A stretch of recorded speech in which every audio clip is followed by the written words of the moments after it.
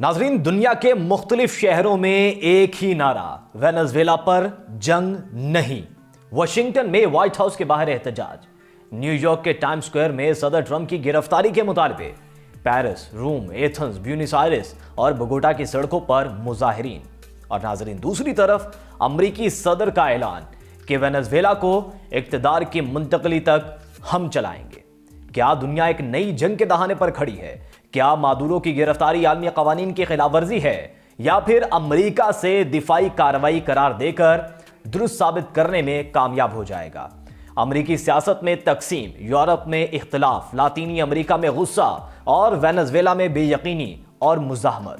आज के व्लॉग में हम बात करेंगे कि किस तरह एक कार्रवाई ने आलमी एहतजाज, सियासी बयानात और ताकतों के नए महाज खोल दिए हैं। नाजरीन, आप देख रहे हैं 92 न्यूज़ डिजिटल और मैं हूं अहमद चौधरी।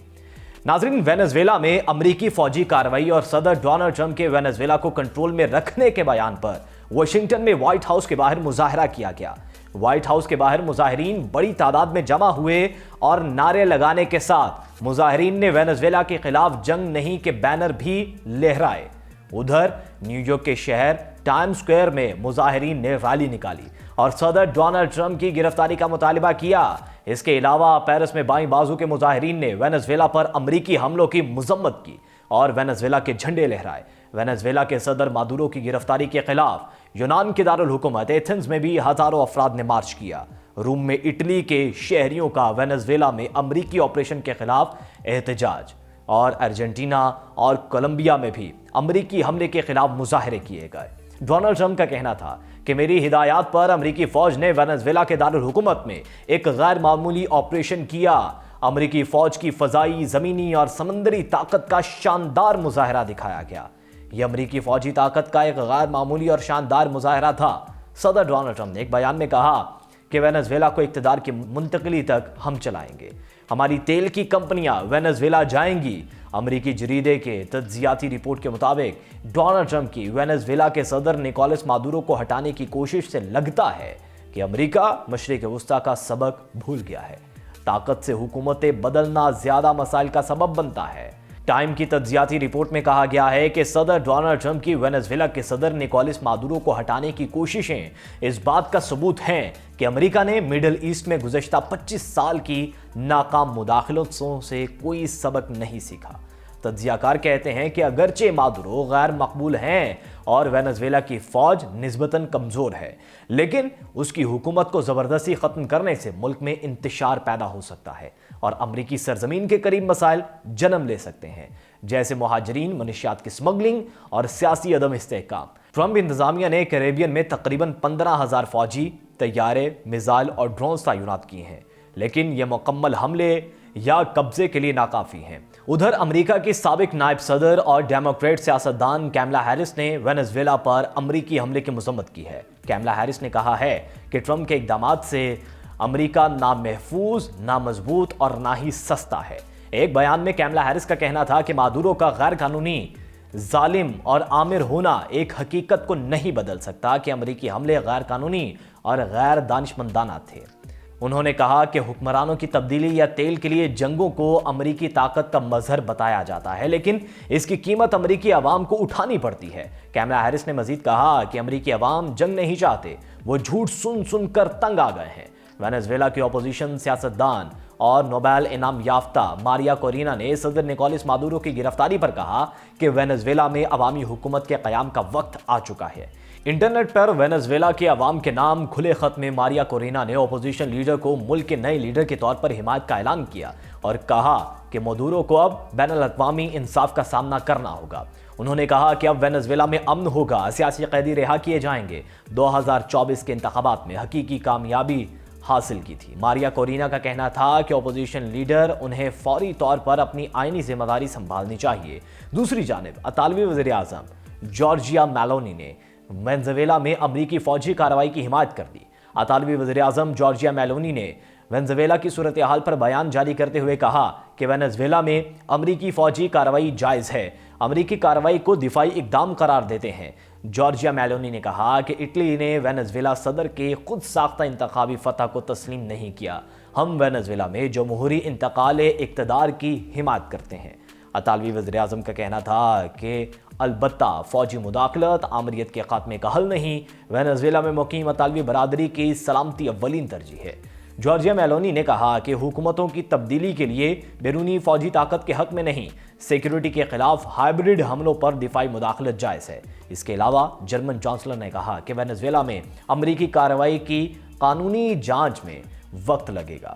امریکی حملے اور صدر مادورو کی گرفتاری کے بعد وینزویلا کی سیاست میں نیا موڑ آ گیا۔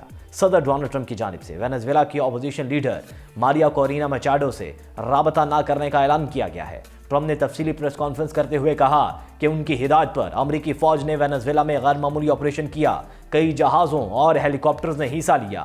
آپریشن کی خفیہ تیاری دسمبر کے اوائل میں کی تھی، دوسرے حملے کے لیے بھی تیار ہے۔ امریکی صدر ڈونلڈ ٹرمپ نے کہا کہ مادورو اور ان کی بیوی کو ان کے بیڈ روم سے پکڑ کر نیو یارک لایا جا رہا ہے۔ امریکہ میں ان کے خلاف منشیات اور دہشت گردی کے الزامات کے تحت مقدمہ چلے گا۔ ڈونلڈ ٹرمپ نے کہا کہ وینزویلا کو اقتدار کی منتقلی تک ہم چلائیں گے، ہماری تیل کی کمپنیاں وینزویلا جائیں گی۔ ادھر وینزویلا کی نائب صدر ڈیلسی روڈریگز نے کہا ہے کہ ملک کے دفاع اور اپنے قدرتی وسائل کے تحفظ کے لیے تیار ہیں۔